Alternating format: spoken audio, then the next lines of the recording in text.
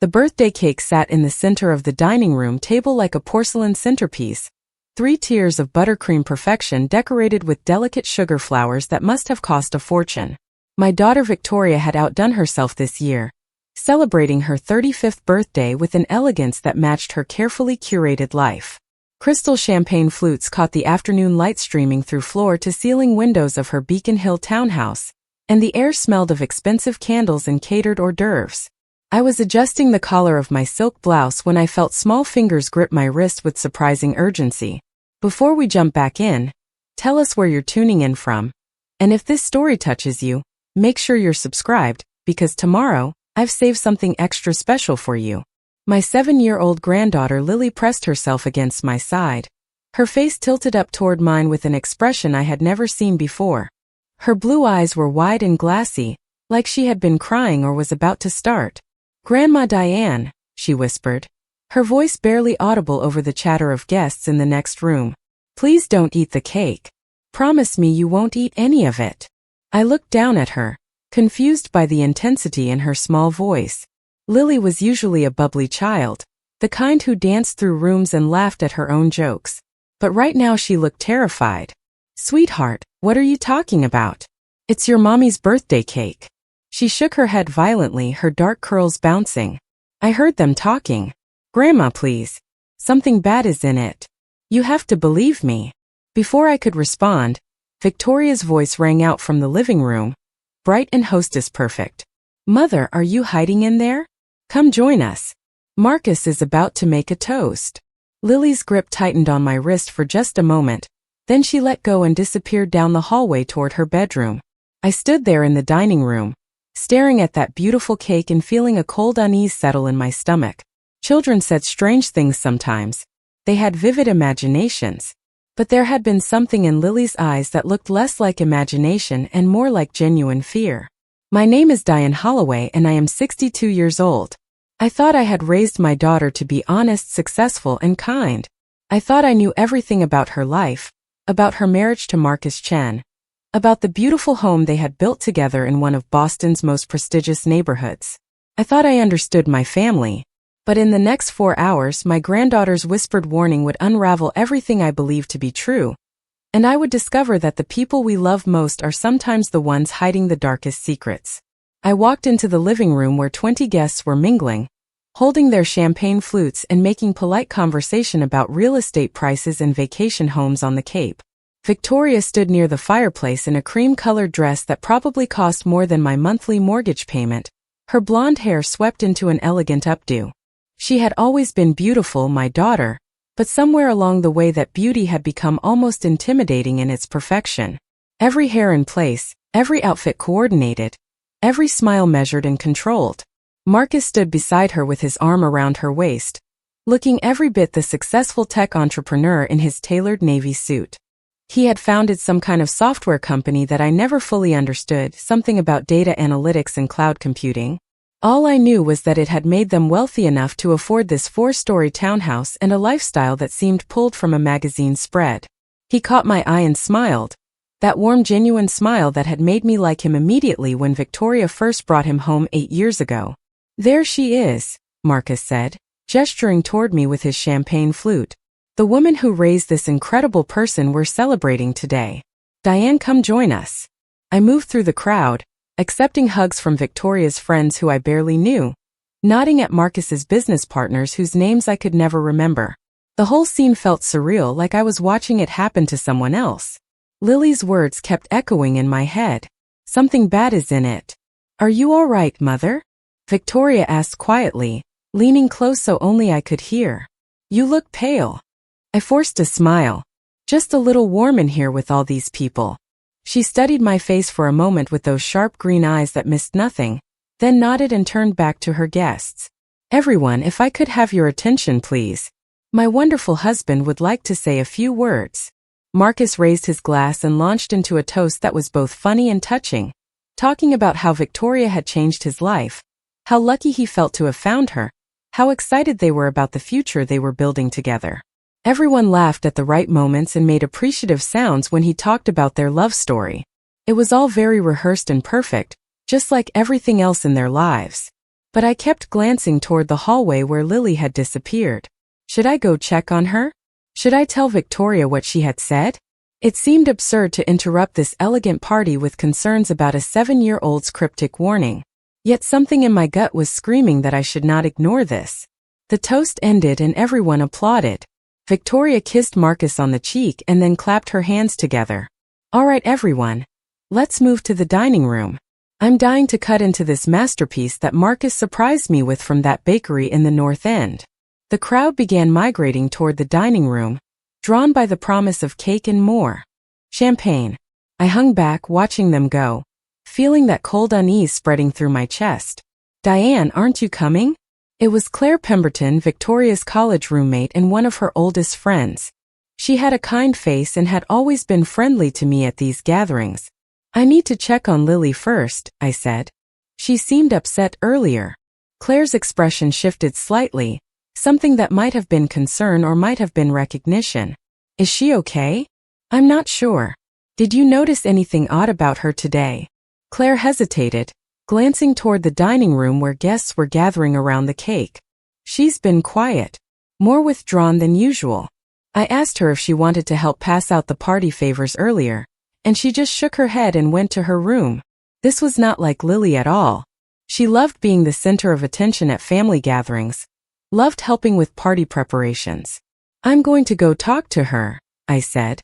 I found Lily sitting on her bed, holding a stuffed elephant that she had owned since she was a baby.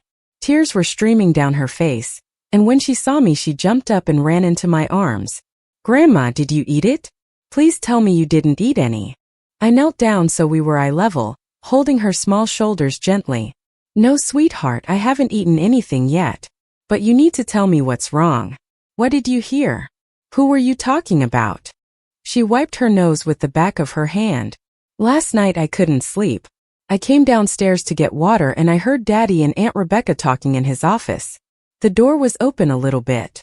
Aunt Rebecca was Marcus's younger sister, a pharmacist who lived in Cambridge. She came to family dinners occasionally, but I didn't know her well. What were they saying? Lily's voice dropped to barely a whisper. Daddy said something about the cake having medicine in it. Special medicine that would make Mommy sleep. And Aunt Rebecca said to be careful with the dose because too much could be really dangerous. Then Daddy said it was the only way to keep Mommy calm during the signing. My blood turned to ice. The signing? What signing? I don't know. But Grandma, they said the medicine was in the cake. All of it. And they were laughing about how nobody would know because the frosting would hide the taste. I stared at my granddaughter trying to process what she was telling me. Marcus was planning to drug Victoria? And his sister, the pharmacist, was helping him? It sounded insane, like something from a television thriller. But the fear in Lily's eyes was real, and children this age didn't usually make up stories this specific and detailed. Did they see you? Lily shook her head. I hid behind the stairs. After they stopped talking, I ran back to my room really quiet. I pulled her close, my mind racing. You did the right thing telling me, sweetheart. You're very brave. From downstairs, I could hear Victoria's voice calling out. Mother. Lily. Come down, we're about to cut the cake. I looked at Lily's terrified face and made a decision. Stay here, baby. Lock your door and don't come out until I come get you. Can you do that for me? She nodded, clutching her elephant. I kissed her forehead and hurried back downstairs, my heart pounding so hard I could feel it in my throat. In the dining room, all 20 guests had gathered around the table. Victoria stood at the head with a silver cake knife in her hand, smiling radiantly. Marcus stood beside her with a camera, ready to capture the moment. There you are, Mother, Victoria said when she saw me. I was beginning to think you'd abandoned my party. I moved closer to the table, studying the cake more carefully now. It looked completely normal, professionally made, beautiful. But if what Lily said was true, somewhere in those 3 perfect tears was something that could hurt my daughter. Actually, Victoria, before you cut the cake, could I speak with you privately for just a moment?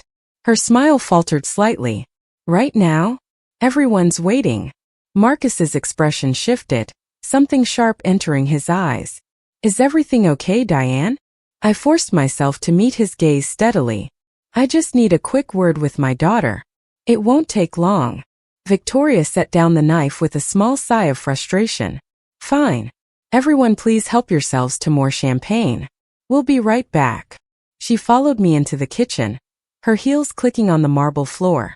The moment we were alone, her perfectly composed expression cracked slightly. Mother, what is this about? You're being incredibly rude to my guests. I closed the kitchen door and lowered my voice. Lily told me something disturbing. She overheard Marcus and his sister talking last night about putting something in your cake. Some kind of medicine. Victoria stared at me for a long moment, then let out a sharp laugh. Are you serious right now? You're disrupting my birthday party because of something my 7-year-old daughter thinks she heard. Her tone was dismissive, but I saw her hand tremble slightly as she brushed a strand of hair behind her ear. She was very specific, Victoria. She said they talked about dosage and keeping you calm for some kind of signing. What signing? Preparing and narrating this story took us a lot of time, so if you are enjoying it, subscribe to our channel, it means a lot to us. Now back to the story. My daughter's face went pale, then flushed with what looked like anger. I have no idea what you're talking about. And frankly, I'm insulted that you would believe a child's imagination over my husband. But something in her eyes told a different story. There was fear there, buried under the indignation. Then you won't mind if we have the cake tested before anyone eats it. That's ridiculous. You're being paranoid and insulting. Victoria moved toward the door, but I stepped in front of it. If I'm wrong, then we'll all have a good laugh about it. But if I'm right, then your husband is trying to drug you and I need to know why. We stood there in tense silence for several seconds. In the dining room beyond, I could hear guests laughing, glasses clinking, life continuing as normal. But nothing felt normal anymore. Victoria's shoulders sagged slightly and she looked away from me. When she spoke again, her voice was quieter, more vulnerable. There's a board meeting Monday morning. Marcus wants me to sign over my shares in his company to a trust he controls. I felt my stomach drop. Your shares? The ones your father left you. Victoria's late father, my ex-husband Robert, had been an early investor in Marcus's tech startup before he died 3 years ago from a heart attack. He had left Victoria a significant stake in the company, shares that were now worth millions. Marcus says it's for tax purposes, that having the shares in a trust will protect us legally if the company goes public next year. She still wasn't looking at me, her gaze fixed on the expensive tile floor. But you don't believe him? It wasn't a question. She shook her head slowly. I've asked to see the trust documents 3 times. He keeps saying they're with his lawyer, that he'll show me on Monday before the meeting. But every time I bring it up he gets angry. Says I don't trust him. Says I'm being paranoid. My hands clenched into fists. And now he's planning to drug you so you'll be compliant enough to sign without asking more questions. Victoria finally looked at me, and I saw tears gathering in her eyes. I've been so stupid. There have been signs for months. The way he's been pushing me to give him power of attorney. The way he's been isolating me from my friends, always finding reasons why I can't attend certain events or see certain people. I told myself I was imagining things. You're not stupid. You're being manipulated by someone you trusted. I pulled her into a hug and felt her body shake with silent sobs. What do we do? In the next room, Marcus's voice called out cheerfully. Everything okay in there? Cake's getting lonely out here. Victoria pulled away from me and wiped her eyes, trying to compose herself.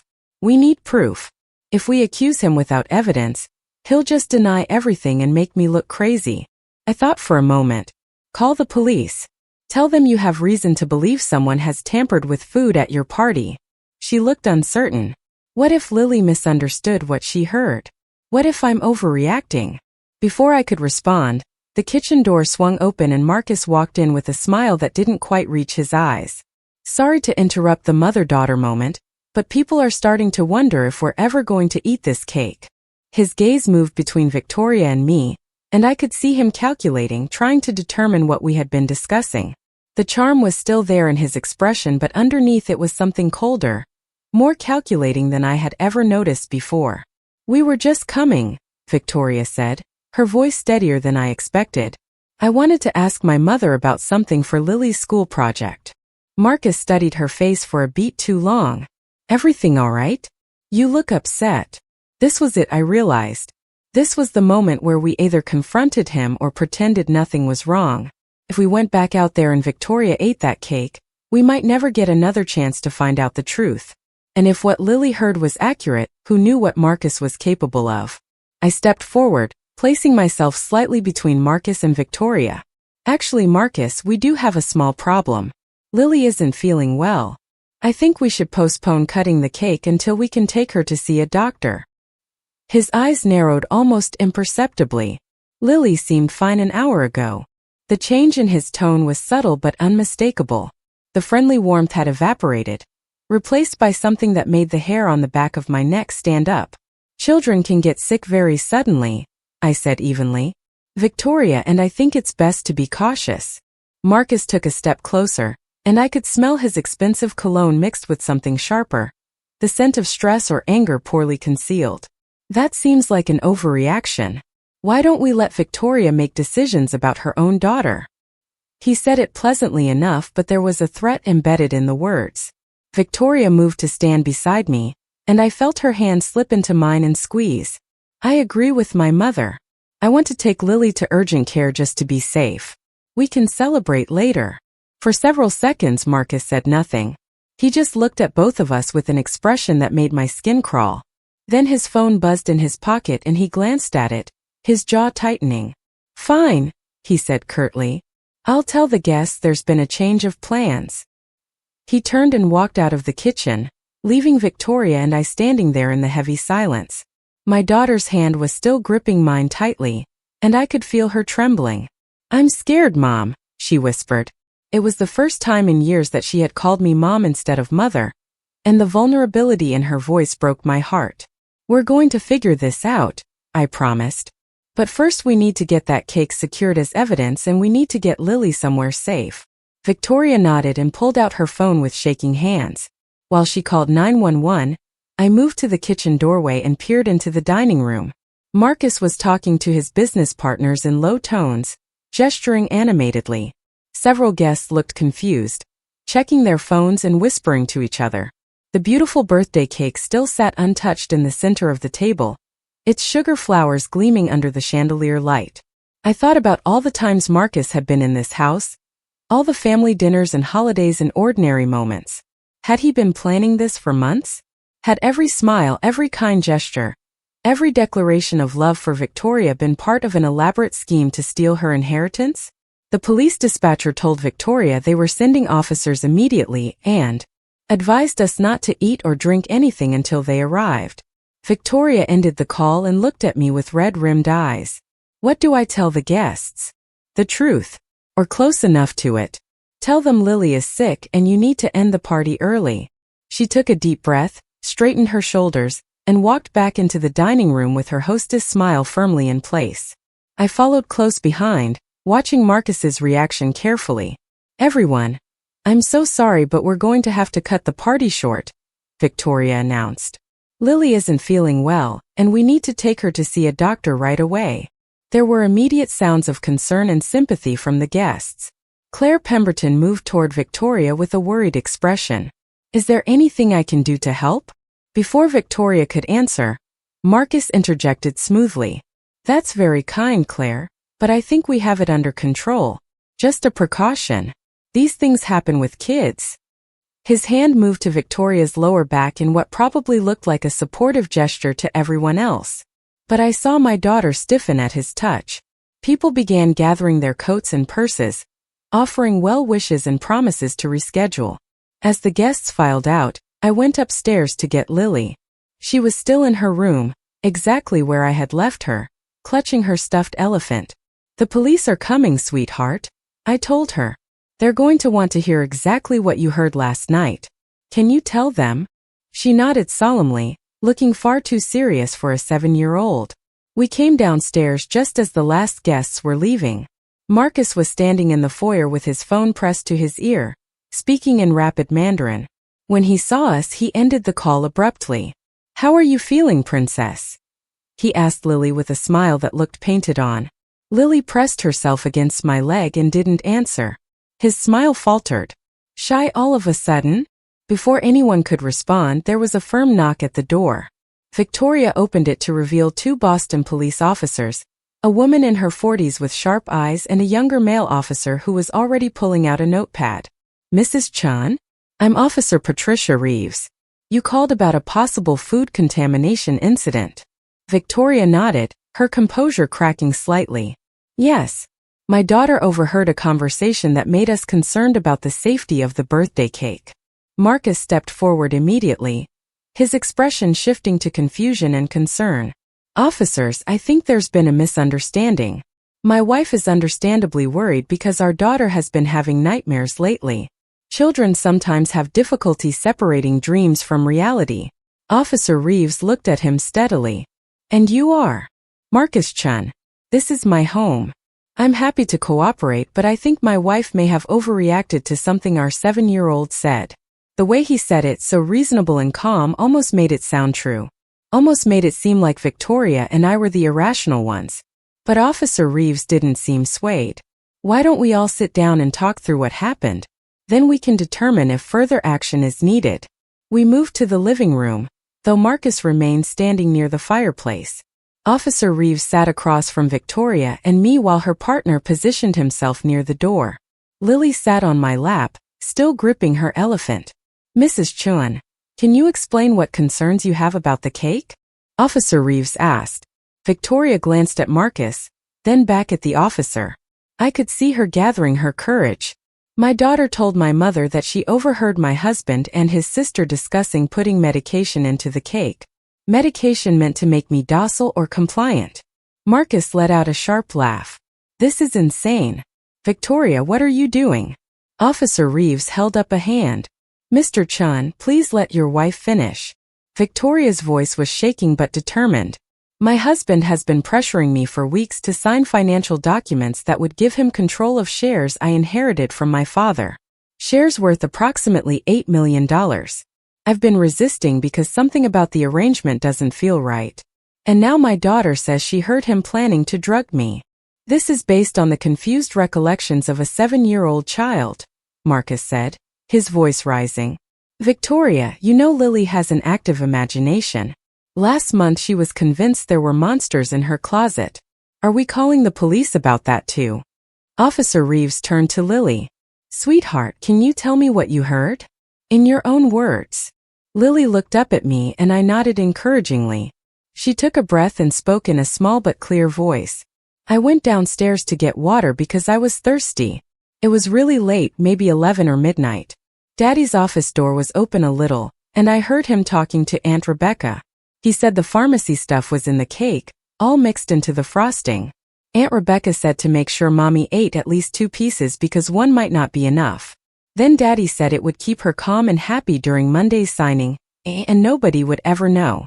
The room was completely silent when she finished. Even Marcus had stopped protesting, his face pale and his jaw clenched tight. Officer Reeves made notes in her pad, then looked at Marcus. Mr. Chun, does your sister work at a pharmacy? His hands were clenched into fists at his sides. She's a licensed pharmacist, yes. But that doesn't mean anything. My daughter is confused about what she heard. I'm not confused, Lily said quietly. You said it would taste like vanilla and nobody would notice. Marcus's expression shifted then, something cold and calculating replacing the earlier frustration. I want to speak to my lawyer before this goes any further. And Victoria, I strongly suggest you think about what you're accusing me of. There are consequences to making false allegations. Officer Reeves stood. Mr. Chun, we're going to need to secure that cake as potential evidence. We'll have it tested at our lab. If it contains unauthorized substances, there will be serious charges filed. You need a warrant for that, Marcus said immediately. Too immediately. Like he had been expecting this possibility. The female officer smiled thinly. Actually, your wife can consent to the search since this is her residence too and the item in question was a gift given to her. Mrs. Chun, do you consent to us taking the cake for testing? Victoria nodded without hesitation. Yes. Absolutely. Marcus pulled out his phone. I'm calling my lawyer right now. Don't touch anything until he gets here. But Officer Reeves was already moving toward the dining room. Her partner followed, pulling on latex gloves. I watched Marcus's face as they disappeared into the next room, and what I saw there chilled me to the bone. It wasn't anger or indignation. It was cold calculation, like he was running through scenarios and determining his next move. Victoria must have seen it too, because she suddenly grabbed Lily from my lap and held her close. "Maybe we should wait outside," she said quietly. Before anyone could move, there was a commotion from the dining room. Officer Reeves called out sharply, "Mr. Chun, I need you to stay where you are." But Marcus was already moving, heading toward the dining room with quick strides. The male officer intercepted him, placing a hand firmly on his chest. "Sir, you need to remain in the living room. That's my home. You can't keep me from my own dining room." The tension in his voice was barely controlled now. Officer Reeves appeared in the doorway holding an evidence bag. Inside was a small amber prescription bottle. This was hidden behind the cake stand. "Can you explain why there's a bottle of Rohypnol in your dining room, Mr. Chan?" My stomach lurched. Rohypnol, the date rape drug. I had read about it in news articles about how it was used to incapacitate victims. Marcus's face went blank. "I have no idea where that came from. Someone must have planted it." Victoria made a small sound in the back of her throat, somewhere between a sob and a gasp of relief. Relief that she hadn't been crazy. Relief that her instincts had been right. "We're going to need you to come down to the station to answer some questions," Officer Reeves said. "And we'll be contacting your sister as well." "I'm not going anywhere without my lawyer," Marcus said. His phone was already at his ear. While he talked in low tones to his attorney, Victoria turned to me with tears streaming down her face. "I almost ate it. If Lily hadn't warned you, if you hadn't insisted we stop, I would have eaten that cake." I pulled both her and Lily into my arms, holding them tightly. "But you didn't. You're safe. You're both safe." Officer Reeves spoke quietly with her partner, then approached us. "Mrs. Chun, I know this is overwhelming, but I need to ask you some questions about your husband's recent behavior and the financial documents he wanted you to sign. Would you be willing to come to the station to give a formal statement?" Victoria nodded, wiping her eyes. "Yes. Whatever you need." The next several hours passed in a blur of police stations, statements, and phone calls to lawyers. Victoria's attorney, a sharp woman named Margaret Torres who specialized in family law and financial fraud, arrived within an hour of being called. She took one look at the situation and immediately began building a case not just for criminal charges against Marcus, but also for an emergency restraining order and an immediate freeze on all joint accounts. By 7 that evening, Marcus had been arrested and charged with attempted felony assault with a controlled substance. His sister Rebecca was brought in for questioning and quickly admitted to providing the Rohypnol, though she claimed Marcus had told her it was for Victoria's anxiety and that she had a prescription. The toxicology report on the cake wouldn't be ready for several days, but the presence of the bottle was enough for the police to move forward with charges. Victoria, Lily, and I ended up at my small apartment in Cambridge rather than returning to the townhouse. None of us wanted to be in that perfect house with its perfect furniture and perfect cake that had nearly been used as a weapon. We ordered pizza and sat on my worn sofa eating from paper plates, still in our party clothes. Lily had finally relaxed enough to fall asleep curled up between Victoria and me, her elephant tucked under her chin. "I keep thinking about how long it must have taken him to plan this," Victoria said quietly, staring at nothing. "Talking to Rebecca, getting the drugs, arranging them in the cake. He must have thought about every detail." I reached over and took her hand. "What matters is that he didn't succeed." She looked at me with exhausted eyes. "Because of Lily. Because my 7-year-old daughter was braver than I've been in years. What kind of mother doesn't notice that her husband is dangerous?" I squeezed her hand firmly. "You're the kind of mother who raised a daughter smart enough and brave enough to speak up when something was wrong. You did that, Victoria. You taught her to trust her instincts and to tell someone when she felt afraid. That's why we're all safe right now." She leaned her head on my shoulder and we sat there in silence while Lily slept between us. My daughter's birthday party was supposed to have been a celebration of her success, her perfect life, her achievements. Instead, it had become the day she discovered her marriage was built on manipulation, and her husband was willing to drug her for money. But it was also the day she chose to believe her daughter and her mother over the man who had been systematically undermining her trust for months. The day she chose to fight back. 3 days later, the toxicology report came back. The cake had been laced with enough rohypnol to incapacitate someone Victoria's size for 6 to 8 hours. More than enough time for Marcus to have driven her to the board meeting, guided her hand to sign documents she wouldn't have understood in her drugged state, and made it look like she had willingly given him control of her inheritance. The report also found traces of the drug in the frosting specifically, just as Lily had said, mixed throughout so that anyone who ate a piece would be affected. The district attorney called it one of the most premeditated cases of attempted financial exploitation she had ever seen. Margaret Torres worked tirelessly to protect Victoria's assets, filing motions to freeze accounts, securing restraining orders, and building a civil case for the emotional and financial damages Marcus had caused. It turned out that Marcus's company was in serious financial trouble, something he had hidden from Victoria for months.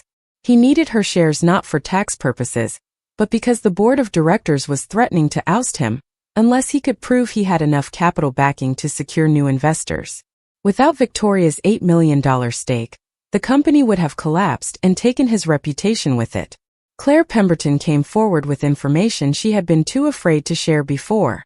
She testified that Marcus had been trying to isolate Victoria from her friends for years, always finding excuses why Victoria couldn't attend gatherings, or why they couldn't socialize with certain people. He had been slowly building a cage around my daughter, one where she would be dependent entirely on him for companionship, financial advice, and decision-making.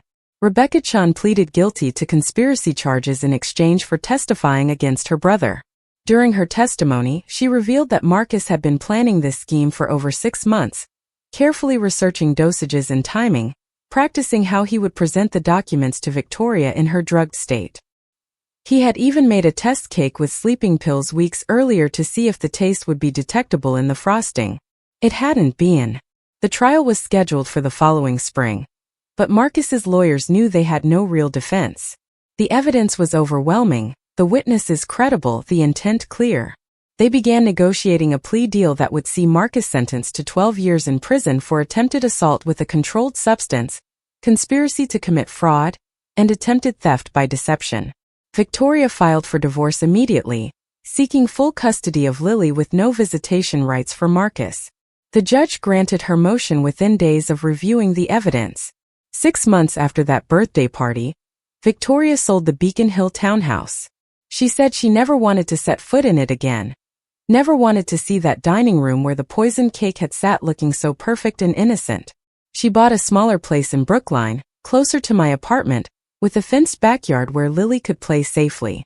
The new house was comfortable rather than impressive, warm rather than intimidating. It felt like a home instead of a showpiece. On a gray November afternoon, the three of us sat in that new kitchen while rain pattered against the windows. Victoria was making hot chocolate from scratch, something she never would have done in her old life when everything had to be catered or professionally prepared. Lily sat at the table doing homework, occasionally asking questions about her math assignment. I watched them and felt a surge of gratitude so strong it brought tears to my eyes. "Mom," Victoria said, setting a mug of cocoa in front of me. She had gone back to calling me Mom after the incident, dropping the formal mother that had always created distance between us. "I never properly thanked you for believing me that day. For believing Lily. You saved my life." I wrapped my hands around the warm mug. "You saved your own life by choosing to listen." She sat down across from me with her own cup. "I keep thinking about what would have happened if you had dismissed what Lily said as childish imagination. If you had convinced me I was overreacting. I would have eaten that cake, signed those papers, and woken up hours later not even knowing what I had agreed to." Lily looked up from her homework. "Grandma always listens. That's why I told her first." Victoria reached over and smoothed her daughter's dark curls. "You were so brave, baby. You knew something was wrong and you spoke up even though it was scary." I thought about that moment in the dining room when Lily had gripped my wrist, her small face filled with fear. How easy it would have been to dismiss her concerns, to attribute them to a child's overactive imagination, to prioritize adult social conventions over a child's instinct. But something in her eyes had told me she was serious. She had risked her relationship with her father, risked being called a liar, risked everything to protect her mother. "What did the therapist say at your appointment yesterday?" Victoria asked Lily gently. The three of us had all been in therapy since the incident, processing the trauma in different ways. "She said it's okay to feel sad about Daddy. That loving someone and knowing they did bad things can happen at the same time." Lily's voice was matter of fact, but I could see the confusion still lingering in her eyes. "Do you miss him?" Victoria asked. Lily thought about it seriously. "I miss the daddy I thought he was. But Dr. Patterson says that person wasn't real. The real daddy was planning to hurt you, so I don't want to see him." It broke my heart to hear a 7-year-old grappling with such complex emotional truths. But she was doing it with a resilience and clarity that amazed me. "That makes sense," Victoria said softly. "I feel the same way sometimes." We sat together in comfortable silence, sipping our cocoa and watching the rain. The house felt peaceful in a way the Beacon Hill townhouse never had. There were no perfect surfaces to maintain, no appearances to keep up, no dangerous secrets hiding behind beautiful facades. Just 3 women who had survived something terrible together, and were slowly rebuilding on foundations of truth and trust. My phone buzzed with a text from Margaret Torres. The plea deal had been finalized. Marcus would serve 12 years with possibility of parole after 8. I showed the message to Victoria and watched her process it. 8 years minimum, she said quietly. Lily will be 15 by then. I nodded. And you'll have built a whole new life by then. Both of you. She looked around her new kitchen with its mismatched chairs and cheerful yellow walls. We already have. That evening after Lily had gone to bed, Victoria and I sat on her porch wrapped in blankets and watching the rain turn to mist. She had been quiet since receiving the news about Marcus's sentence, lost in thoughts she hadn't yet voiced. "Do you ever wonder what warning signs I missed at the beginning?" she finally asked. "What made me fall for someone capable of that?" I considered the question carefully. Marcus was good at being exactly what you needed. Charming, successful, attentive. People like him are expert manipulators. They study you and become your ideal partner. But I'm supposed to be smart. Successful. How did I not see it? The old self-judgment was creeping back into her voice. "Because you loved him," I said simply. "And love makes us want to believe the best in people. That's not a weakness, Victoria. That's part of being human." She pulled the blanket tighter around her shoulders. "Claire told me she tried to warn me a year ago. Said she was worried about how controlling Marcus was becoming. But I got defensive. Told her she was jealous of our relationship. You weren't ready to hear it then." I watched the mist swirl around the streetlights. Sometimes we need to arrive at truth in our own time through our own process. You got there when you were ready. Victoria turned to look at me with something like wonder in her expression. "How did you get so wise?" I laughed. "I'm not wise. I'm just a mother who loves her daughter enough to believe her when she says something is wrong, even when it seems impossible." We sat together for a while longer, 2 generations of women who had learned the hard way that the people we trust most are sometimes the ones hiding the darkest intentions. But we had also learned that we were stronger than we knew, that instinct and courage could save us, and that rebuilding was always possible if we were willing to do the work. The rain had stopped by the time I drove home that night, leaving the streets slick and reflecting the glow of traffic lights. At a stoplight, I found myself thinking about that birthday cake sitting on Victoria's dining table. So beautiful and dangerous. A perfect metaphor for Marcus himself, I supposed. Attractive on the surface, poisonous underneath. But what stayed with me most was not the betrayal or the danger. It was the image of Lily gripping my wrist in that dining room. Her small face fierce with determination to protect her mother. 7 years old and already understanding that sometimes love means speaking uncomfortable truths. Sometimes it means being brave even when you're terrified.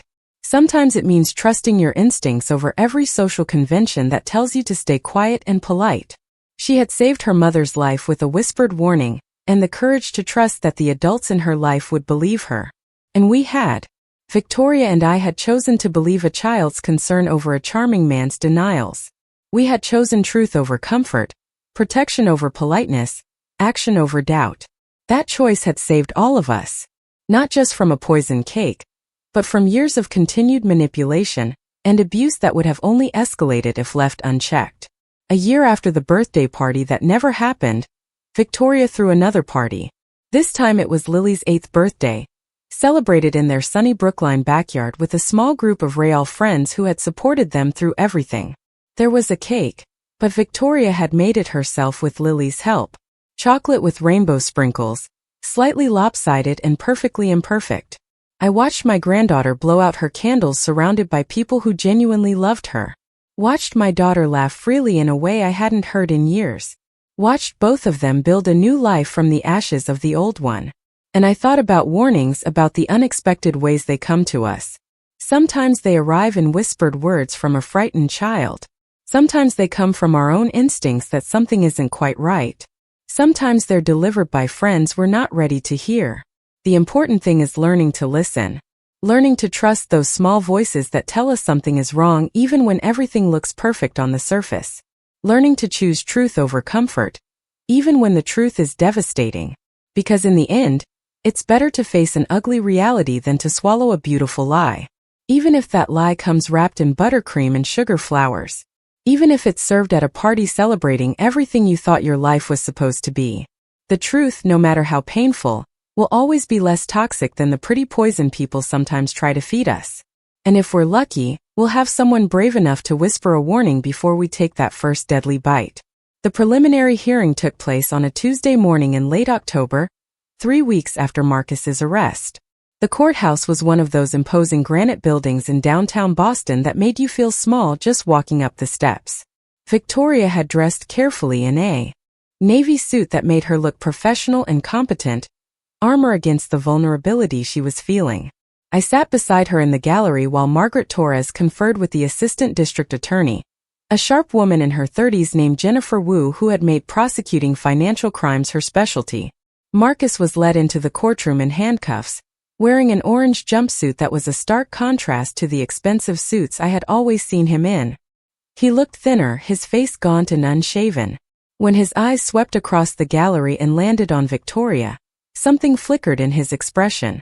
Not remorse or regret, but calculation. Even now, even after everything, he was still trying to figure out how to manipulate the situation to his advantage. Victoria's hand found mine and squeezed hard. I could feel her trembling despite the composed expression on her face. Lily was not in the courtroom. We had agreed it would be too traumatic for her to see her father this way, and the judge had ruled that her recorded testimony would be sufficient for the preliminary hearing. The video had been taken 2 days after the incident, with a child psychologist present to ensure Lily felt safe and comfortable. Judge Patricia Hendricks entered and we all rose. She was a woman in her 60s with silver hair, and a no-nonsense demeanor that had earned her a reputation for being tough but fair. She had reviewed all the evidence in advance and listened to Lily's testimony the previous day. Now she was here to determine whether there was sufficient cause to move forward with the trial. The proceedings began with Jennifer Wu laying out the prosecution's case in methodical detail. The timeline of events, starting with Lily overhearing the conversation between Marcus and his sister 6 nights before the birthday party. The discovery of the Rohypnol bottle hidden behind the cake stand. Rebecca Chen's testimony about providing the controlled substance to her brother under false pretenses. The toxicology report showing dangerous levels of the drug mixed throughout the cake frosting. Marcus's attorney, a slick defense lawyer named Richard Feldman who specialized in representing wealthy clients accused of white-collar crimes, tried to poke holes in the narrative. He suggested that Rebecca was lying to save herself, that the drugs could have been planted by someone else, that the whole thing was an elaborate misunderstanding. But his arguments sounded hollow even to my untrained ears. The evidence was too comprehensive, too damning.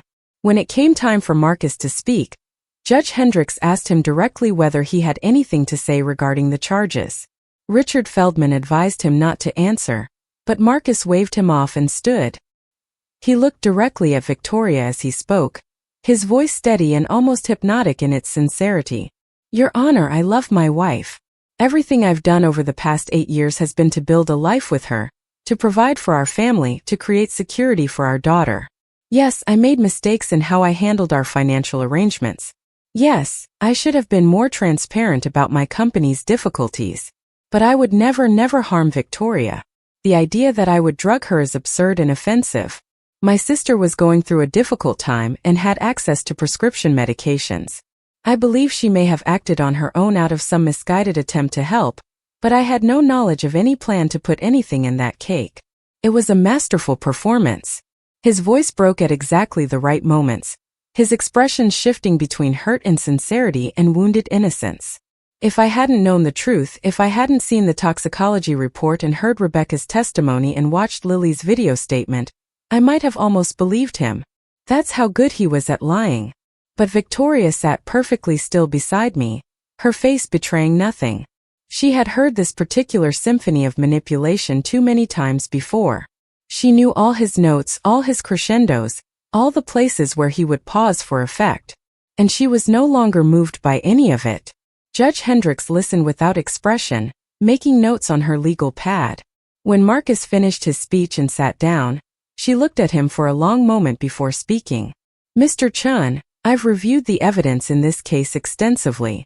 I've watched the video testimony of your 7-year-old daughter describing in detail what she heard you say.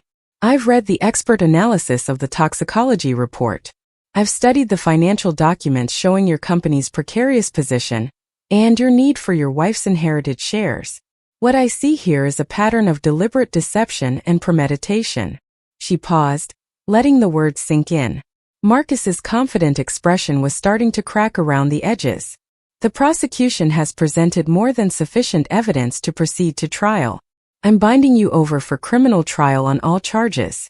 Bail is set at $2 million with electronic monitoring if bail is posted. You are to have no contact whatsoever with the victim, Victoria Chun, or the witness, your daughter Lily Chun. This includes direct contact, indirect contact through third parties, letters, emails, or any other form of communication. Do you understand? Marcus's face had gone pale. Your Honor, I'm no flight risk. I'm a respected businessman with deep ties to this community. $2 million is excessive. Judge Hendricks looked at him coolly. Mr. Chun, you attempted to drug your wife to gain control of $8 million in assets. You demonstrated sophisticated planning and a willingness to endanger her health for financial gain. In my view, $2 million is entirely appropriate given the severity of the charges and the strength of the evidence. Unless you have something else to add, we're adjourned. She brought down her gavel with a sharp crack that seemed to echo through the courtroom. Marcus's lawyer immediately began whispering urgently in his ear, probably explaining that posting $2 million in bail would require liquidating assets he no longer had full control over. Victoria had already moved to freeze all joint accounts, and had successfully argued that the shares her father left her should be protected from any claim Marcus might make. As the bailiffs led Marcus out of the courtroom, he turned one last time to look at Victoria. The mask had completely fallen away now. What I saw in his face was not love or regret but pure rage. The look of a man who had lost control of a situation he thought he had meticulously planned. A man who was just beginning to realize that his elaborate scheme had collapsed entirely because a 7-year-old child had been brave enough to tell the truth. Outside the courthouse, a small group of reporters had gathered. News of the case had started to spread, particularly because Marcus's tech company was well known in Boston business circles. The story of a wealthy entrepreneur attempting to drug his wife for her inheritance had all the elements that made for compelling headlines. Margaret Torres had prepared Victoria for this possibility, and had coached her on how to handle questions. But when the reporters surged forward with their microphones and cameras, Victoria surprised everyone by stopping on the courthouse steps and agreeing to make a brief statement. Margaret looked concerned but didn't try to stop her. Victoria took a deep breath and spoke clearly into the forest of microphones. I want to say something to anyone who might be watching this and wondering if they're in a similar situation. If you feel controlled by your partner, if they're isolating you from friends and family, if they're pressuring you to sign financial documents you don't fully understand, if something in your gut is telling you that things aren't right, please trust that instinct. I ignored warning signs for months because I didn't want to believe that someone I loved could be deceiving me. But the truth is that people who truly love us don't manipulate us or try to control us. They don't drug us or steal from us or make us doubt our own perceptions. Real love respects boundaries and honors trust. If you're experiencing anything less than that, please reach out for help. Talk to a lawyer, talk to a counselor, talk to someone you trust. Don't wait until it's too late. Her voice was steady throughout the entire statement. When she finished, she walked down the steps without taking any questions, her head held high. I followed close behind, incredibly proud of my daughter's courage. She had just exposed her private trauma to the world, had made herself vulnerable in a very public way, because she wanted to help other people who might be trapped in similar situations. That evening, Victoria's phone began ringing with calls from domestic violence organizations, from lawyers who wanted to offer pro bono assistance to women in similar circumstances, from journalists asking for interviews. She declined most of them, but she did agree to speak with a woman named Dr. Lisa Hammond, who ran a nonprofit called Financial Abuse Awareness Network. Dr. Hammond came to Victoria's house 2 days later, a warm woman in her 50s with kind eyes and a direct manner of speaking. She sat at Victoria's kitchen table drinking tea and explaining the work her organization did. Financial abuse is one of the most underreported forms of domestic violence, she said. People don't recognize it as abuse because there are no visible bruises, no physical violence. But the impact is devastating. It's about power and control, just like other forms of abuse. Victoria nodded slowly. I never thought of myself as a victim of domestic violence. Marcus never hit me. He was never physically threatening. Dr. Hammond leaned forward. But he isolated you from your support system. He pressured you to give him control over your finances. He made you doubt your own judgment.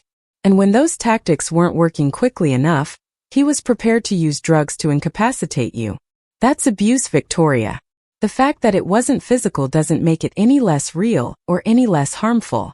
I watched my daughter's face as Dr. Hammond spoke, seeing recognition dawn in her eyes. She had been struggling with whether she had the right to call herself a victim, whether what she experienced qualified as abuse when so many other people suffered worse. But hearing it laid out in clear terms, understanding that manipulation and control were forms of violence, even when they left no visible scars, seemed to give her permission to acknowledge the full extent of what had happened. I'd like you to consider speaking at some of our events, Dr. Hammond continued. Your story is powerful because you're educated, successful, financially independent. You represent the fact that financial abuse can happen to anyone, regardless of their background or intelligence. A lot of people think it only happens to women who are economically dependent on their partners, but that's not true. Abusers target people of all socioeconomic levels. Victoria was quiet for a moment, considering. What would I have to do? Dr. Hammond smiled. Just tell your story. Talk about the warning signs you missed, the tactics Marcus used, how you finally recognized what was happening.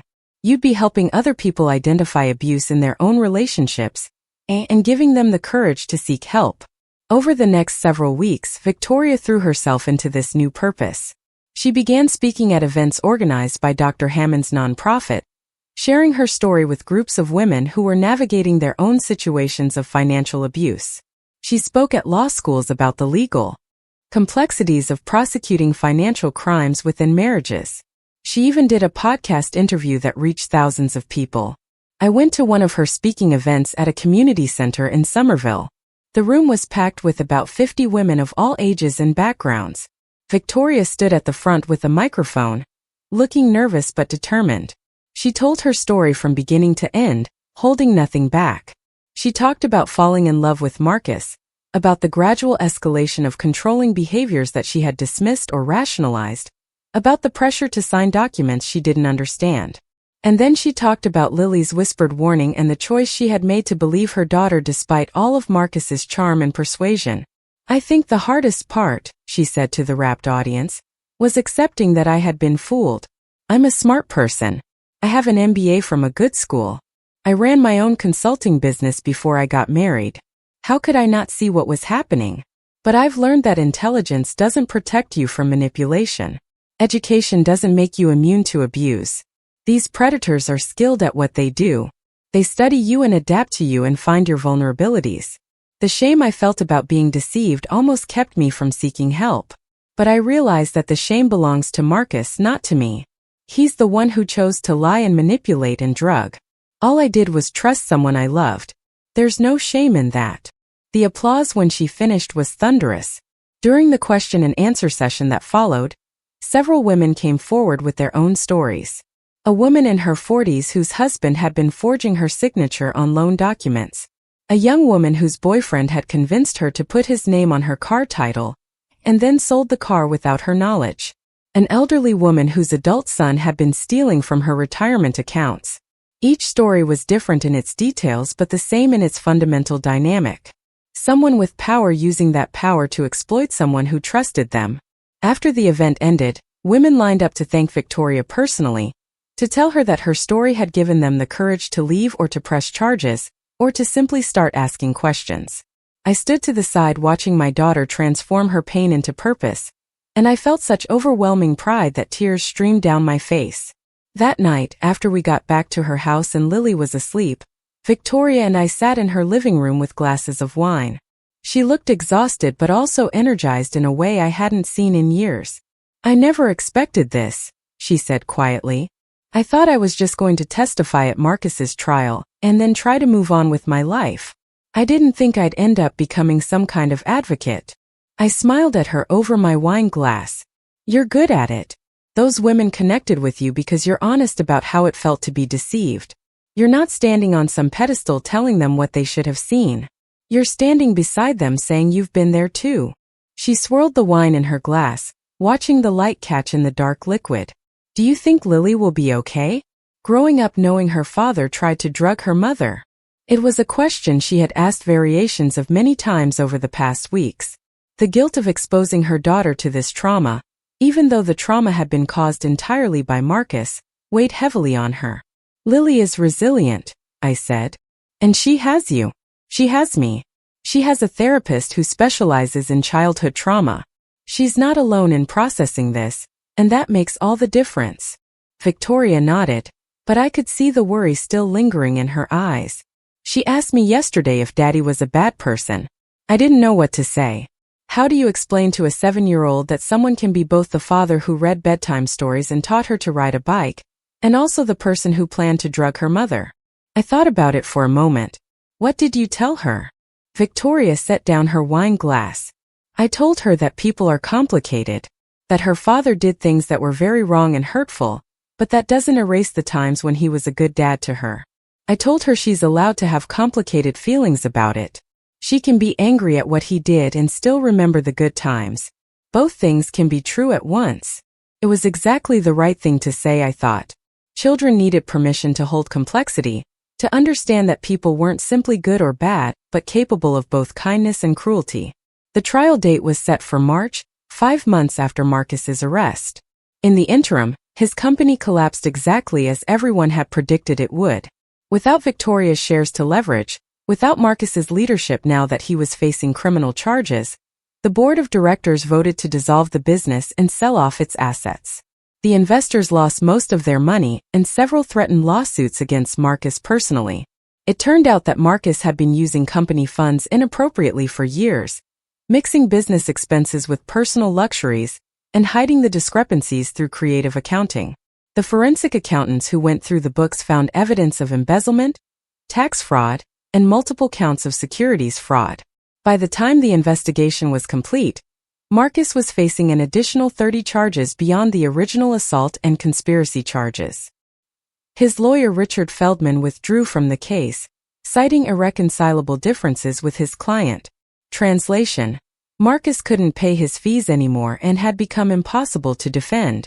Marcus ended up with a public defender, an overworked woman in her 30s named Amanda Price who looked exhausted every time I saw her in court. The prosecutor Jennifer Wu was building an airtight case. She had Rebecca Chen's testimony describing in detail how Marcus had pressured her to obtain the Rohypnol, claiming it was for Victoria's anxiety, but making it clear he wanted no prescription record. She had the toxicology report showing dangerous levels of the drug throughout the cake. She had Lily's testimony, which had been reviewed by 3 separate child psychologists who all confirmed that her account was consistent, detailed, and credible. She had the financial records showing Marcus's desperate need for Victoria's money. She had testimony from Victoria's friends about how Marcus had isolated her and controlled her movements. She had emails Marcus had sent to potential investors promising them access to capital that he could only obtain through Victoria's shares. The evidence was overwhelming. 2 weeks before the trial was set to begin, Amanda Price contacted Margaret Torres with a plea offer. Marcus would plead guilty to all charges in exchange for a sentence recommendation of 15 years with possibility of parole after 10. It was actually a worse deal than what had been offered months earlier. But Marcus's position had deteriorated so significantly that he had no leverage left to negotiate. Victoria had to decide whether to accept the plea or proceed to trial. Margaret laid out the options clearly. If we go to trial, you'll have to testify. You'll have to sit in that courtroom and face Marcus while he and his lawyer try to discredit you. It will be traumatic and exhausting. But there's also a chance, however small, that a jury might not convict on all charges. There's always uncertainty with trials. She paused, letting Victoria absorb that information. If you accept the plea, Marcus admits guilt to everything. There's no trial, no testimony, no risk of acquittal. He goes to prison for a minimum of 10 years and you can start moving forward with your life. The downside is that you don't get your day in court. You don't get to publicly confront him about what he did. Victoria was quiet for a long time. We were sitting in Margaret's office on the 15th floor of a building in the financial district, looking out over Boston Harbor. The water was gray and choppy under winter clouds. What do you think Lily needs? Victoria finally asked. Does she need to see him convicted at trial? Or does she need this to be over so we can move on? Margaret considered the question carefully. I think Lily needs to see that bad actions have consequences. That when someone does something wrong, there are systems in place to hold them accountable. Whether that happens through a guilty plea or a guilty verdict is less important than the fact that it happens. Victoria turned to me. Mom, what do you think? I had been dreading this question because I knew there was no perfect answer. I think you should do whatever feels right to you. If you need to testify, if you need to look him in the eye and make him hear what he did to you, then we'll support you through a trial. But if you're ready to be done with him, to close this chapter and move forward, then accepting the plea is fine too. There's no wrong choice here. Victoria stared out at the harbor for several more minutes. When she spoke, her voice was firm and clear. I'll accept the plea. Not because I'm afraid of testifying or because I want to protect him from additional consequences, but because dragging this out for months of trial proceedings would give him more power over my life. He's already taken too much time, too much energy, too much of who I am. I want him gone. I want to be done thinking about him and planning around him and organizing my life in response to what he did. I want to move forward. Margaret nodded with approval. I think that's a wise choice. I'll contact the prosecutor and finalize the plea agreement. The sentencing hearing took place on a cold morning in February. The courtroom was less crowded this time, mostly just the lawyers and court personnel and Victoria and me in the gallery. Marcus was brought in wearing the same orange jumpsuit he had worn to every appearance, but he looked worse than before. Prison had not been kind to him. His face was bruised, suggesting he had been in at least one altercation with other inmates. His expensive haircut had grown out into an unkempt mess. The confident charm that had once been his most powerful weapon had been stripped away entirely. Judge Hendricks presided over the proceeding with her characteristic efficiency. She had reviewed the plea agreement and all the evidence in the case. Now she asked Marcus to confirm his guilty plea on each charge. Attempted assault with a controlled substance. Conspiracy to commit fraud. Attempted theft by deception. Embezzlement. Securities fraud. Tax evasion. The list went on and on. After each charge, Marcus answered in a flat voice. Guilty. When all the charges had been confirmed, Judge Hendricks asked if either side had any statements before sentencing. Jennifer Wu stood and delivered a powerful summary of the case, emphasizing the premeditation and the violation of trust involved. This defendant spent months planning to drug his wife and steal her inheritance. He enlisted his sister in the scheme. He researched dosages and timing. He practiced his deception. This was not a crime of passion or a moment of weakness. This was calculated exploitation of someone who trusted him completely. Then it was time for the victim impact statement. Victoria had been working on hers for weeks with her therapist, trying to articulate the full scope of what Marcus's actions had cost her. She wind whip her hair around her face. 18 years, she said quietly. Lily will be 25 when he's eligible for parole. I put my arm around her shoulders. And you'll have built an entirely new life by then. This chapter is over. She leaned into me, and I felt some of the tension drain from her body. It's really over, isn't it? He can't hurt us anymore. I nodded, looking up at the gray Boston sky. It's really over. But of course it wasn't quite that simple. Healing is never a straight line, and the impact of Marcus's betrayal continued to ripple through our lives in ways both large and small. Victoria went through periods of depression where she couldn't get out of bed, days when the weight of what had happened felt too heavy to carry. She had panic attacks in grocery stores when she saw men who reminded her of Marcus. She went through phases of not being able to sleep, lying awake at night replaying every moment of their relationship and trying to identify exactly when things had turned dangerous. Lily struggled too. Her nightmares persisted for months, dreams where her father was chasing her or trying to hurt her mother. She developed separation anxiety, becoming distressed whenever Victoria left her sight. She asked endless questions about where her father was, whether he could escape from prison, whether he was angry at her for telling what she had heard. Dr. Patterson, her therapist, was patient and skilled, using play therapy and art therapy to help Lily process her trauma in age-appropriate ways. But gradually, incrementally, they both began to heal. Victoria got stronger, more confident in her own judgment. She started trusting her instincts again instead of second-guessing every decision. She rebuilt her consulting business, working with small nonprofits who needed strategic planning assistance. The work was fulfilling in a way her previous career had never been. She was helping organizations that made a real difference in people's lives, rather than chasing profit margins for corporations. Lily slowly came back to herself too. The nightmares became less frequent. She started playing with friends again, laughing at silly jokes, being a kid instead of a traumatized witness.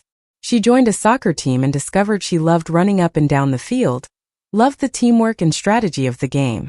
She made new friends at her new school, kids who knew nothing about her father or the trial or any of it. She got to just be Lily, not the girl whose father tried to poison her mother. I watched both of them rebuild their lives with a grandmother's pride and relief. But I also did my own work of healing and processing. I spent sessions with my own therapist talking about the guilt I felt. Had I missed signs that Marcus was dangerous? Should I have warned Victoria more forcefully about my concerns? Why hadn't I trusted my own instincts about him? My therapist, a kind man named Dr. Robert Martinez who specialized in family trauma, helped me see that I had done exactly what I needed to do when it mattered most. I had believed Lily. I had supported Victoria. I had acted decisively to protect them both. The fact that I hadn't seen the danger earlier didn't mean I had failed. It meant that Marcus had been skilled at deception, skilled enough to fool everyone who knew him. Predators like Marcus Chun operate by exploiting our natural tendency to see the best in people, Dr. Martinez explained during one of our sessions. They use our trust against us. That's not a flaw in us. That's a flaw in them. The fact that you're capable of trust, that you don't automatically assume everyone is dangerous, that's actually a strength. It's what allows you to build real connections with people. His words helped, though I still had moments of doubt and self-recrimination. But mostly, I focused on being present for Victoria and Lily, on helping them navigate this new reality they hadn't chosen but were learning to live in. We established new traditions together, ways of marking time that had nothing to do with Marcus or the trial or any of it. Sunday brunches at my apartment where we made pancakes and played board games. Monthly trips to museums or parks or anywhere Lily wanted to explore. Weekly phone calls even when we had just seen each other just to check in and maintain connection. A year after the sentencing, Victoria received a letter from Marcus. It came to Margaret Torres's office rather than Victoria's home address, forwarded through the prison system. Margaret called to tell Victoria it had arrived and asked whether she wanted to read it. "What does it say?" Victoria asked, her voice tense. Margaret had already reviewed it as Victoria's attorney. "It's an apology of sorts. He says he's been in therapy in prison and has started to understand the harm he caused. He asks for your forgiveness. He says he hopes someday you'll let him have a relationship with Lily again."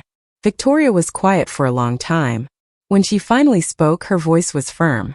"I don't want to read it. And the answer is no. He doesn't get access to Lily. Not now, not when he's released, not ever. He lost that right when he chose to drug me."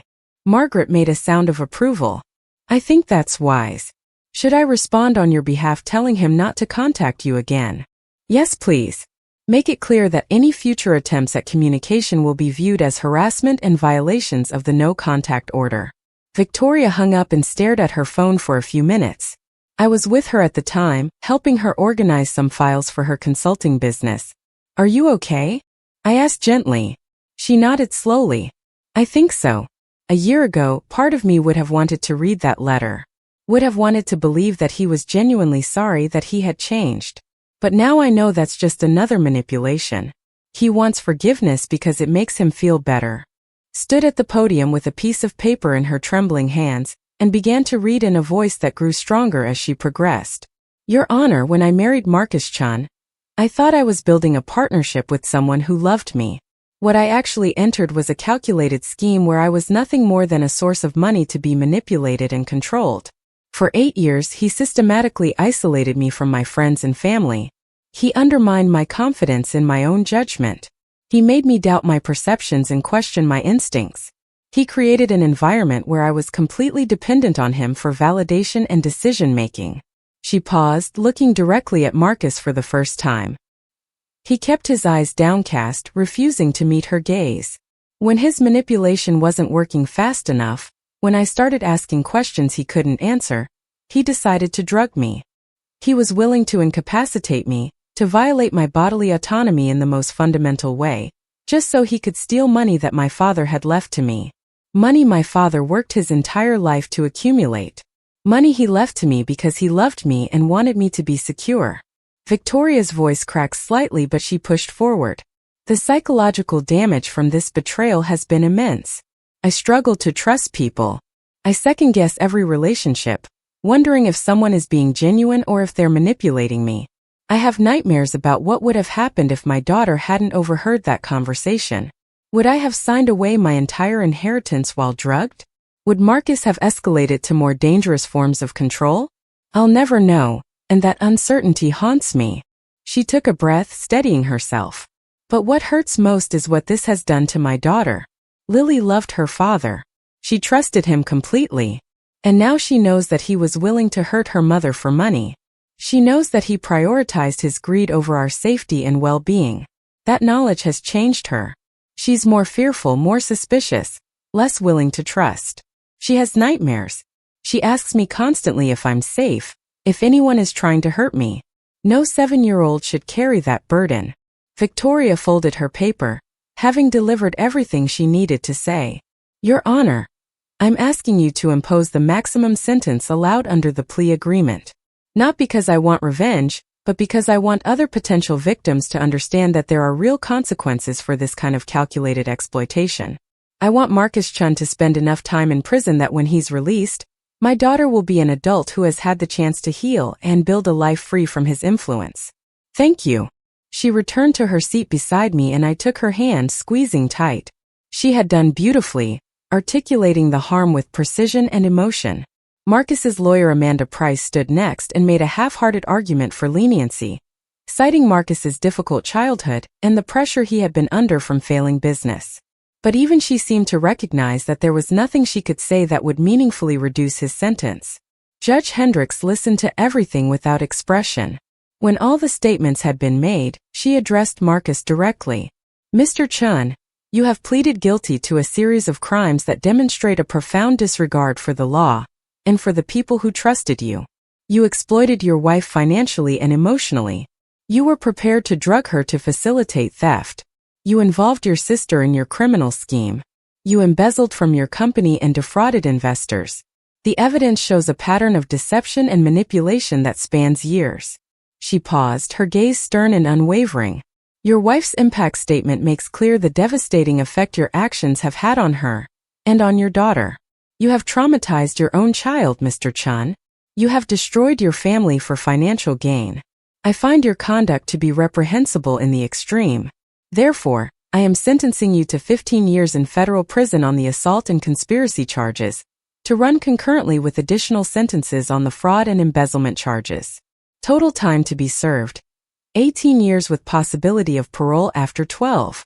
You are also ordered to pay full restitution to your wife for all stolen funds, to your company's investors for their losses, and to the state for court costs and investigation expenses. 18 years. The number hung in the air like a physical weight. Marcus's face went completely white. He had been expecting 10 years, maybe 12 at most. But Judge Hendricks had gone beyond even the prosecutor's recommendation, stacking some of the sentences consecutively rather than concurrently to reflect the severity and breadth of his crimes. "Do you have anything to say, Mr. Chun?" the judge asked. Marcus stood slowly, his legs visibly shaking. When he spoke, his voice was so quiet we could barely hear him. "I'm sorry. I'm so sorry for everything." It was the first time he had apologized, but the words rang hollow. He wasn't sorry for what he had done. He was sorry he had been caught, sorry he was facing consequences. There was a difference, and everyone in that courtroom could hear it. Judge Hendricks brought down her gavel. "This court is adjourned." The bailiffs moved forward to take Marcus back to holding. As they led him away, he turned one last time to look at Victoria. But she wasn't watching him anymore. She had already turned toward the exit, ready to walk out of that courtroom and into the rest of her life. A life that no longer included him in any meaningful way. Outside, the February air was bitterly cold but somehow refreshing after the stifling atmosphere of the courtroom. Victoria stood on the courthouse steps breathing deeply, letting the winter. Not because he's actually done the work to deserve it. And I don't owe him anything. Not my forgiveness, not my time, not my emotional energy. I gave him 8 years of my life. He doesn't get another minute. I felt such pride in that moment, hearing the strength and clarity in her voice. This was not the woman who had stood in that elegant townhouse kitchen a year ago, confused and frightened and doubting her own perceptions. This was someone who had walked through fire and emerged with a core of steel. The years passed.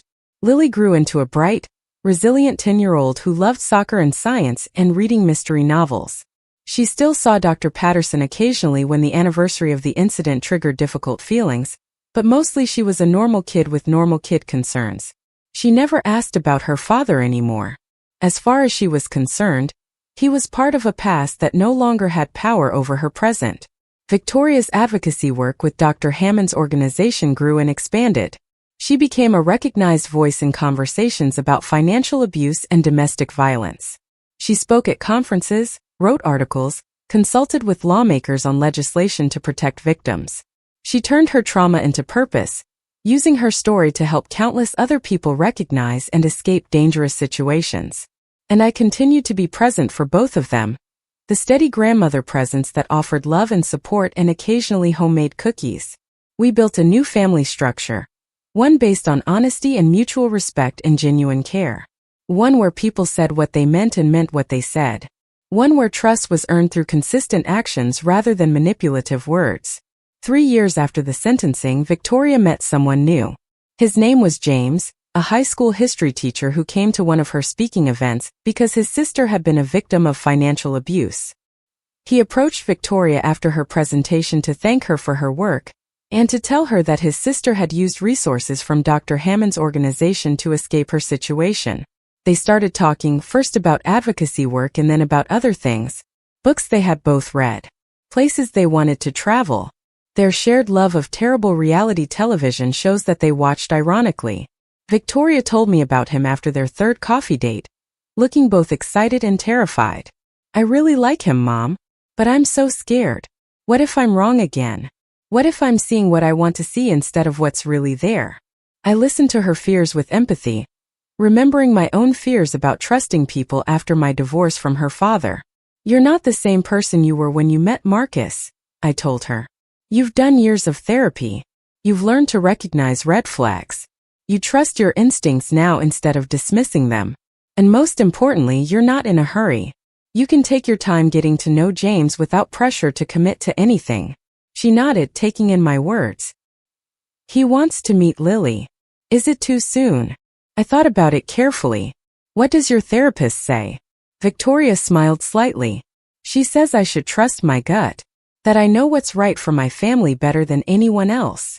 "And what does your gut say?" "That James is genuine, that he respects boundaries, that he's patient and kind and not trying to rush anything. But I'm still scared of getting it wrong." I took her hand across the table. "Being scared doesn't mean you're wrong. It means you've learned that people can hurt you.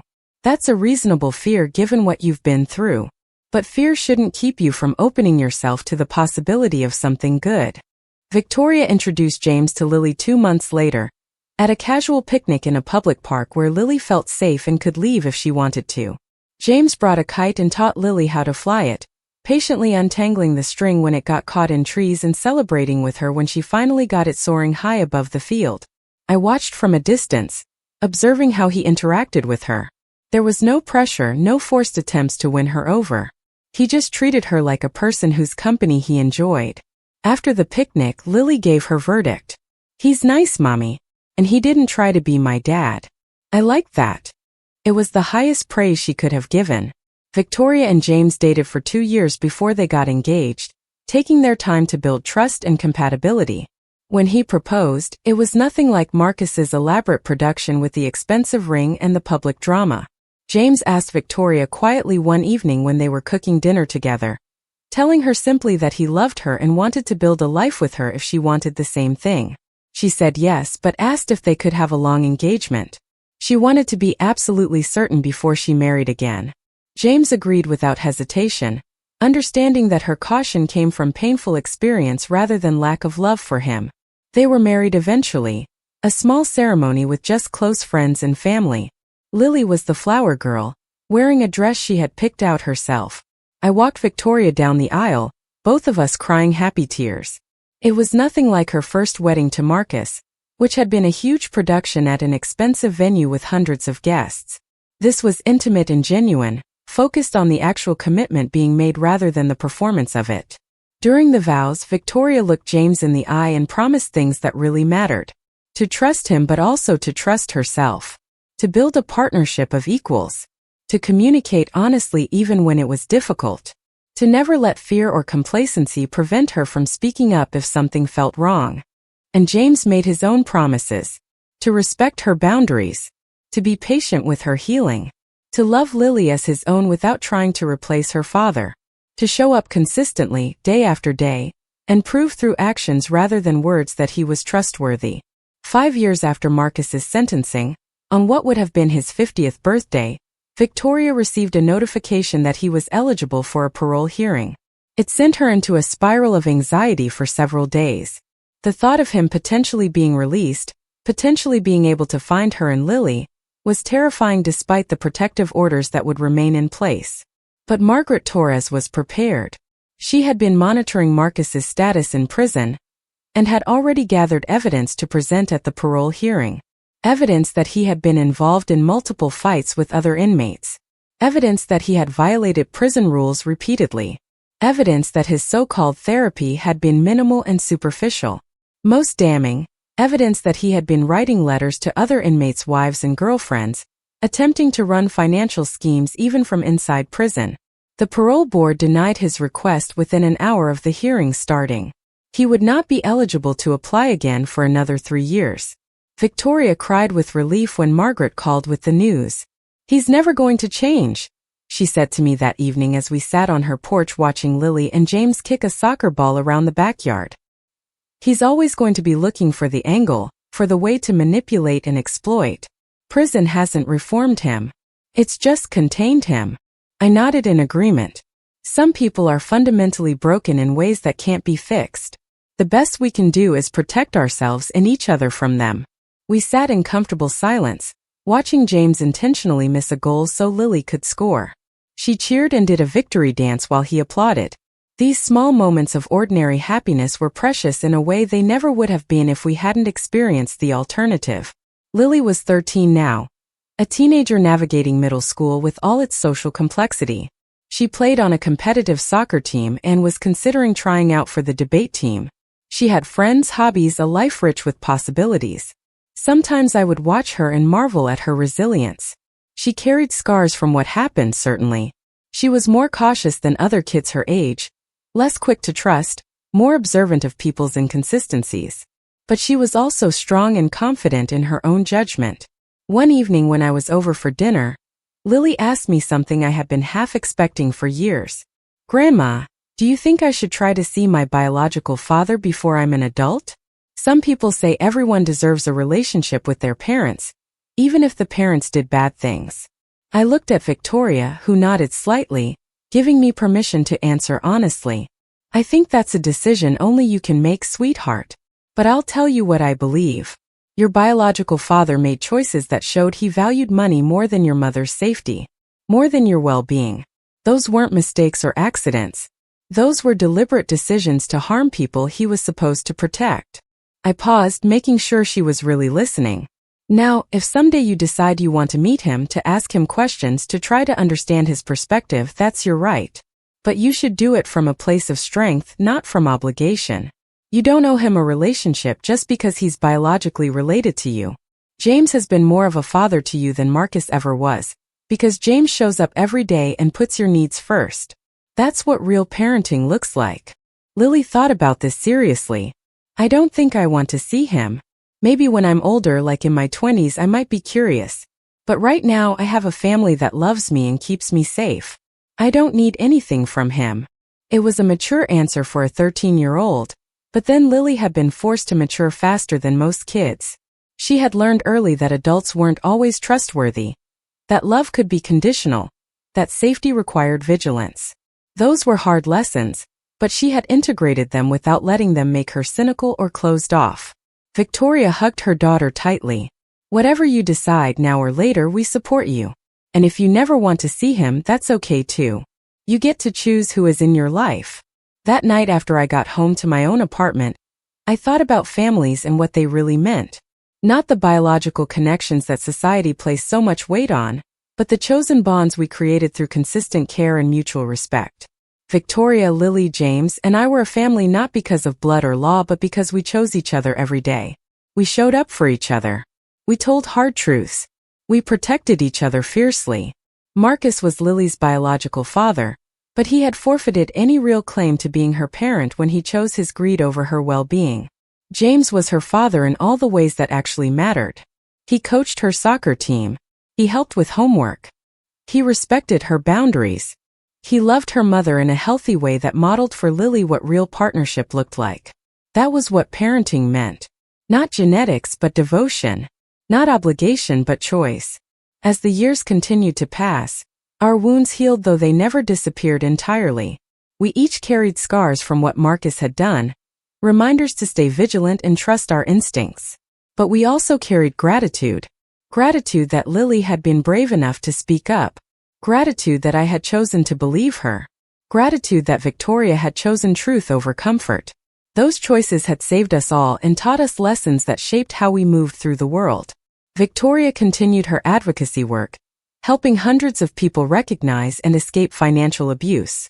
Lily grew into a remarkable young woman who wanted to study psychology, so she could help other trauma survivors. James remained a steady, loving presence who proved every day that good men existed. And I watched it all unfold with a grandmother's pride, and the hard-won wisdom of someone who had learned that the most important choice we can make is to listen when someone we love tells us something is wrong. Even if it seems impossible. Even if it disrupts everything we thought we knew. Even if believing means facing devastating truths. Because sometimes the whispered warning of a frightened child is the only thing standing between safety and disaster. And sometimes choosing to believe the unexpected is the choice that saves everything that matters. 10 years after that birthday party, I stood in the audience watching Lily graduate from Boston University with a degree in psychology. Victoria sat beside me, James on her other side, all of us beaming with pride. Lily had transformed her childhood trauma into purpose, planning to work with children who had experienced family violence. Marcus remained in prison, his parole repeatedly denied. We had built something beautiful from the ashes of his betrayal. A family bound not by obligation but by choice, trust, and unwavering love. Sometimes the greatest strength comes from surviving what should have destroyed us. Up next, you've got 2 more standout stories right on your screen. If this one hit the mark, you won't want to pass these up. Just click and check them out.